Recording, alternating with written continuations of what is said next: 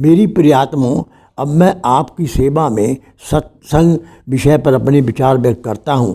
साथ ही आपसे निवेदन करता हूँ कि आप बड़े ध्यान से और बड़े प्रेम से शांतिपूर्वक सुनिएगा। सुतदारारु लक्ष्मी पापी के घर होय, संत समागम हरि भक्ति दुर्बल जग में दोय। पुत्र, स्त्री और धन तो पापी के घर में होते हैं, परंतु सत्संग एवं प्रभु भक्ति ये दोनों ही अत्यंत दुर्बल हैं और ये मानव को बड़े भाग्य से मिलती हैं। सत्संग का अर्थ क्या है? सत्य पुरुषों, जिनको आप्त पुरुष कहते हैं, उनके साथ बैठकर विचार विमर्श करना, उनके सत्य उपदेश सुनना और उस पर आचरण करना। बिना चरण के तो उनका संग ही सत्संग नहीं बन पाएगा। सत्संग का मानव जीवन में अत्यधिक महत्व है, क्योंकि उसके उत्थान और पतन का मुख्य कारण संग ही होता है। संग के अनुसार ही उसका मन बनता है और मन के अनुसार ही क्रिया होती है और क्रिया के अनुसार ही उसका फल होता है और फल के अनुसार इसका भाग्य बनता है। सत्संग उन्नति के शिखर पर चढ़ा देता है और कुसंग अवनति के गर्त में गिरा देता है। एक तुच्छ कीट भी फूल के संग में बड़े बड़े राजा महाराजों के सर पर पहुंच जाता है।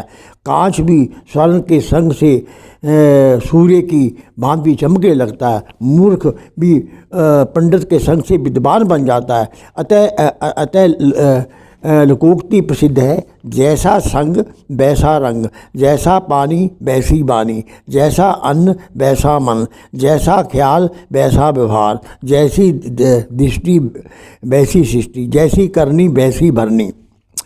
यदि संत सेवती यद्य संत तस्विन, यदि वास्तेन मेव वासो यथा रंगवंश परे याति तथा सैतेषा वशम धूपेति। महाभारत शांति परम। कपड़े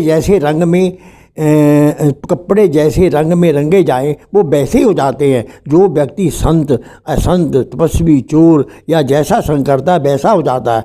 अतः मानव योगी के संग से योगी, भोगी के संग से वो भोगी और रोगी के संग से रोगी हो जाता है। संस्कृत के एक कवि के शब्दों में चंदन शीतल लोके चंदन शीतल लोके चंदनापि चंद्रमा, चंदन योर मध्य शीतलता साधु संगति, सत्संग परम तीर्थ, सत्संग परम पदम, तस्माब सर्व प्रत्यये सत्संग सतत कुरु।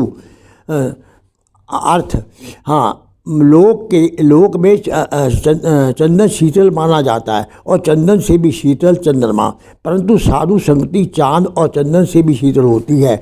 हाँ, सत्संग ही परम आनंद है, सत्संग ही परम मोक्ष का साधन है। इसलिए सारे दुर्व्यसनों को त्याग कर सत्संग कीजिए।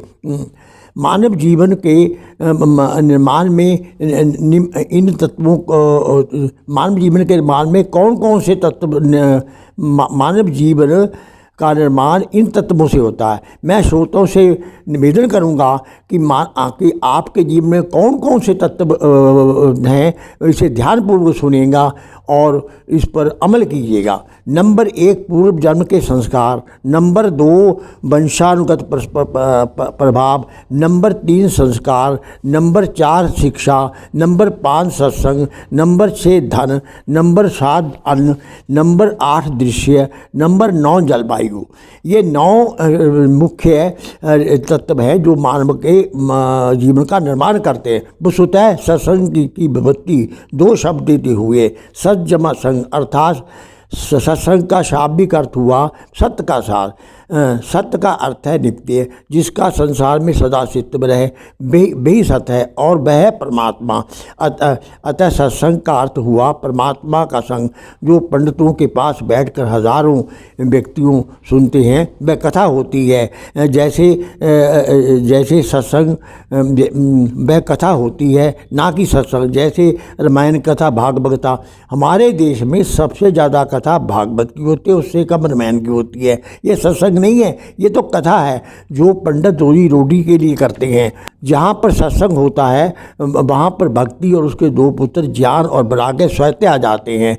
जो केवल भोजन, भोग, भय और नींद तक ही सीमित रहता है वह नर पशु है। परंतु जो व्यक्ति स्वाध्याय, सत्संग, सिमरन, सेवा आदि करता है वही वस्तुतः मानव है। उसे ही सच्चा सुख, शांति और आनंद मिलता है। जैसे एक हिंदी कवि के शब्दों में, सेवा संयम साधना सत्संग और स्वाध्याय, दुख में सुख को पाएगा जो इनको अपनाएगा। इस प्रकार के सत्संग का भाव है कि प्रभु की स्तुति, प्रार्थना, उपासना करना। प्रभु भक्ति के फल के विषय में महर्षि दयानंद लिखते हैं, जैसे शीश से आतुर पुरुष का अग्नि के पास जाने से शीत निवृत्त हो जाता है, वैसे परमेश्वर के गुण कर्म स्वभाव के दृश्य जीवात्मा के गुण कर्म स्वभाव पवित्र हो जाते हैं। इसलिए परमेश्वर की स्तुति, प्रार्थना, उपासना करनी चाहिए। सत्संग को कागजित होकर सांसारिक साधनों से विमुख होकर प्रभु भक्ति में लीन होने का नाम है, जिसमें आराध्य के बिना और कुछ दिखाई नहीं देता। जिस प्रकार हनुमान सत्संग में ऐसे लीन हो जाते थे कि उन्हें तो श्री राम के अतिरिक्त कुछ दिखाई नहीं देता था। परमात्मा सर्वव्यापक है, परंतु वह केवल ज्ञान, श्रद्धा और प्रेम से जाना जाता है। इससे सिद्ध होता है कि प्रभु केवल प्रेम से मिलते हैं और ऐसा प्रेम सत्संग से प्राप्त होता है। परंतु प्रभु प्रेम की यह गुप्त बात कोई व्यक्ति वाणी से नहीं कह सकता, और जिसको यह बात ज्ञान प्राप्त हो जाए वह अपने लिए डुगडुगी नहीं पीटता, और क्योंकि मैं ऐसा अनुभव करता हूँ। जो व्यक्ति ऐसा कहता है वह केवल अपनी प्रतिष्ठा के लिए स्वयं और संसार को धोखा देता है। ऐसा कहना प्रभु भक्ति पर कलंक है। परंतु इस विषय में यह कहने पर तनिक भी अतिशयोक्ति नहीं हो कि आज व्यक्ति बहुत ही सुख सुविधाओं के जाल में फंसकर प्रभु प्रेम को भूल बैठा है। मैं श्रोतागण से को कहना चाहता हूँ, जो मैं अगला पद्यांश आपकी सेवा में प्रस्तुत करने जा रहा हूँ वह वो 99% लोग ऐसा करते हैं। वो भौतिक जंजाल में फंसे हुए हैं। जैसे पंडित प्रकाश कबीर रत्न लिखते हैं, कोई पूछता है तनख्वाह कितनी है, कोई पूछता है बैंकों रुपया कितना जमाया है, कोई पूछता है लाला शादी में तुम्हारी ससुराल से कितना नकद माल आया है, कोई पूछता है साहब, कोई पूछता है बड़े साहब के बंगले पे डाली बेच क्या किताब क्या माल पाया है। सब पूछते हैं प्रकाश, ये ना पूछे कोई धन, ये ना पूछे कोई धन प्रभु प्रेम कितना कमाया है। दूसरी प्रकार का सत्संग ज्ञानी महात्माओं महापुरुषों का है, परंतु इनका संग भी बड़े भाग्य से मिलता है। जैसे तुलसीदास रामचरित मानस के रण्य कांड में लिखते हैं, प्रथम भक्ति सत्संग कर संगा। प्रथम प्रकार की भक्ति संतों और महात्माओं का सत्संग है। वसुतः तुलसीदास ने रामचरित मानस के में नवदा भक्ति का उल्लेख शबरी को सराया और उसका शुभारंभ संतों के सत्संग से किया। संतों में उत्तम गुण आचरण एवं भाव होते हैं। उनका ज्ञान उस कोटि का होता है। वह दिव्य ज्ञान के विलक्षण ज्योति होते हैं। वह दिव्य ज्ञान ज्योति सारे पापों को भस्म कर देती है। अतः साधु संगति से जब मनुष्य का अंतःकरण पवित्र हो जाता है तो उसकी मित्रता धन से नहीं अपितु ईश्वर से हो जाती है, क्योंकि मलिन मन से परमेश्वर के साथ मित्रता नहीं हो सकती। जैसे कबीर ने लिखा है, कबीरा मन निर्मल भया जैसे गंग नीर, पाछे लागो हरि फिरे कहत कबीर कबीर। श्री गुरु ग्रंथ साहब पृष्ठ 1360। यदि साधारण ये जो बातें हैं, ये अगला जो के बात है वो बड़े ध्यान से सुनिएगा। मैं श्रोतागण से विशेष निवेदन करता हूँ।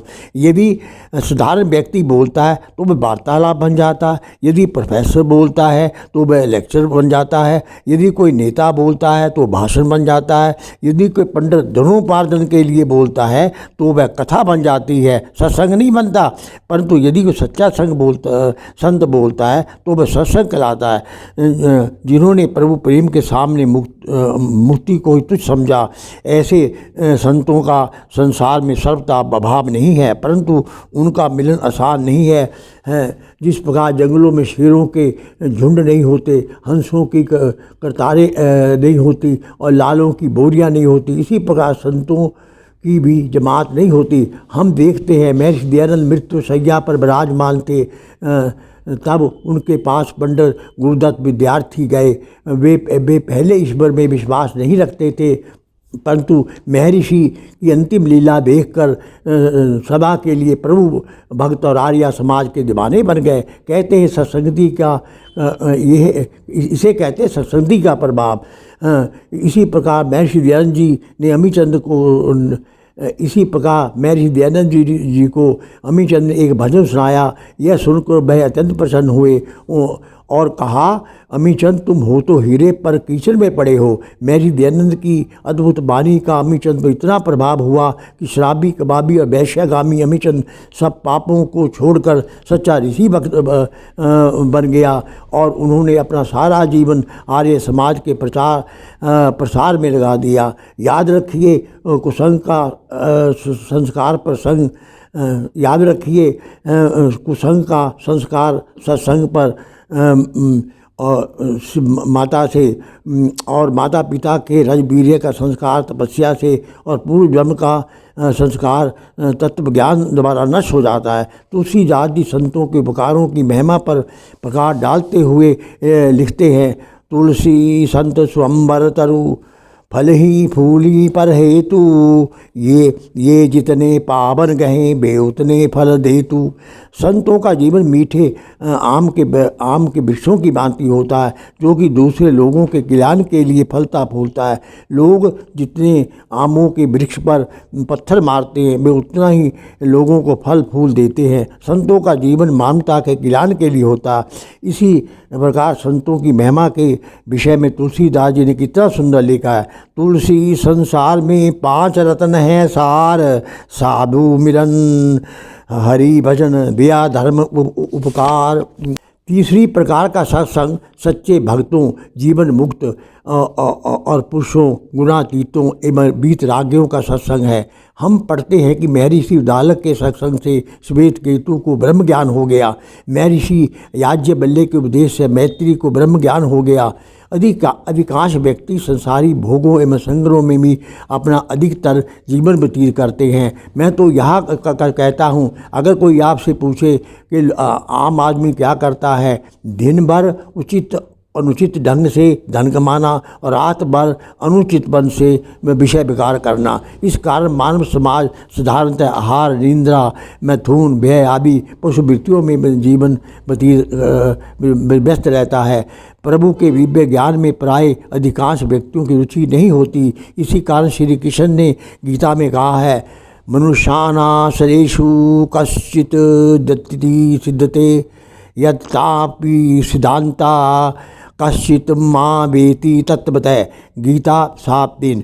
हजारों व्यक्तियों में कोई ही व्यक्ति मेरी तरह प्रभु के लिए प्रयत्न करता है और उन कोटि सिद्ध पुरुषों एवं योगियों में से कोई ही पुरुष मेरे परायण हुआ मुझे यथार्थ मर्म से जानता है। हम देखते हैं सच्ची भक्ति के संग से मानव में परमात्मा, आत्मा आदि विषयों के जानने की उत्कट शिक्षा का प्रारंभ होता है। भागवत में भी लिखा है, दुर्बलो मानुष्यो देहो देहिनां क्षणभंगरः तत्रापित दुर्बल मन्ये बकुंठ प्रिय दशम। मानव के लिए मानव शरीर प्राप्त होना कठिन है। यदि प्राप्त भी हो जाए तो क्षणभंगर है। ऐसे अनिश्चित जीवन में भक्तों का दर्शन अति दुर्बल है। चौथी प्रकार का सत्संग आर्ष ग्रंथों में सद शास्त्रों का अध्ययन होता है। स्वाध्याय में मुख्यतः दो अर्थ हैं। नंबर 1 स्वयं अर्थात एक तो आत्मचिंतन और दूसरे आर्ष ग्रंथों का अध्ययन, मनन और आत्मसात करना, जिनमें भक्ति, ज्ञान, वैराग्य एवं सदाचार का उल्लेख है। अतः आर्ष ग्रंथों के अंतर्गत वेद, उपनिषद, गीता, सत्यार प्रकार, ऋग्वेद, भाषा, मुखा आदि आते हैं। स्वामी सत्यानंद जी ने भी लिखा है, स्वाध्याय और सत्संग हमारे सच्चे मित्र हैं। आप कितना मर्जी स्वाध्याय कर लो, लेकिन कुछ नहीं होगा जब तब आप और जीवन में उतारते नहीं हैं तभी। इसलिए स्वामी शिवानंद जी लिखते हैं, a ounce of practice better than tons of theory. हम उपदेश देते हैं टन भर, सुनते हैं मन भर, अमल करते हैं हम। इसलिए मैं श्रोतों से कहूँगा, सुनो और उसे जीवन में उतारो। एक हिंदी कवि के शब्दों में, प्रभु से मिलने का सत्संग ही बहाना है, दुनिया वाले कुछ भी कहें, मेरा इससे रिश्ता पुराना है। सत्संग के लाभ ही लाभ हैं, कुसंग की हानियाँ हैं। परम प्रथम सच्ची ज्ञान प्राप्ति सत्संग से होती है। इसलिए ऋग्वेद में सत्संग को विदत अर्थात ज्ञान स्थान के नाम से पुकारा जाता है। वस्तुतः सत्संग विदत है जहाँ वेद मंत्रों पर धारी प्रवचन होते हैं। मेरे नारद देवऋषि नारद भक्ति सूत्र में लिखते हैं, लभ्यपि कृत वैभ, सूत्र नंबर 40। महापुरुषों का संग प्रभु कृपा से मिलता है। इसी कारण तुलसीदास रामचरितमानस के बालकांड में लिखते हैं, बिन सत्संगत विवेक ना होई, राम कृपा बिन सुलभ ना सोई। सत्संगत मृदु मंगल मूला, सो फल सिद्धि सब साधन फूला। षड सुधरी सत्संगति पाई, पार्श परस कुदात सुहाई। विधि सजन को संगत पर ही, फनी मनी समगुण अनुसार ही। सत्संग के बिना विवेक नहीं होता और प्रभु की कृपा के बिना सत्संग की प्राप्ति नहीं होती। सत्संग आनंद एवं कल्याण का मूल है। सत्संग के प्रभाव से दुष्ट व्यक्ति भी सुधर जाते हैं, जैसे पार्श्वमणि के स्पर्श मात्र से लोहा सोना हो जाता है। इसी प्रकार सत्संग के प्रभाव से कौवे हंस और हंस परमहंस बन जाते हैं। परंतु यदि दुर्भाग्यवश सज्जन कुसंग में पड़ भी जाते हैं तो वहाँ भी वह सांप की बनी के समान अपने गुणों का ही प्रसार करते हैं और कुसंग का उन पर कोई भी अनिके प्रभाव नहीं पड़ता। अंत में मैं आपको सत्संग की महत्ता प्रकाश डालते हुए कवि सेवक की कुछ पंक्तियाँ आपकी सेवा में प्रस्तुत करता हूँ। साथ ही आपसे निवेदन करता हूँ कि इन पंक्तियों को ध्यानपूर्वक सुनकर जीवन में उतारिएगा। आदत है अगर कहीं जाने की तो सत्संग में जाया करो। आदत है अगर कमाने की तो अच्छे कर्म कमाया करो। आदत है अगर अपनाने की तो सबके गुण अपनाया करो। आदत है अगर गुस्सा खाने की तो मन पर गुस्सा खाया करो। आदत है अगर शर्माने की तो पापों से शर्माया करो। आदत है सेवक गाने की तो प्रभु के गुण गाया करो। ओम शांति।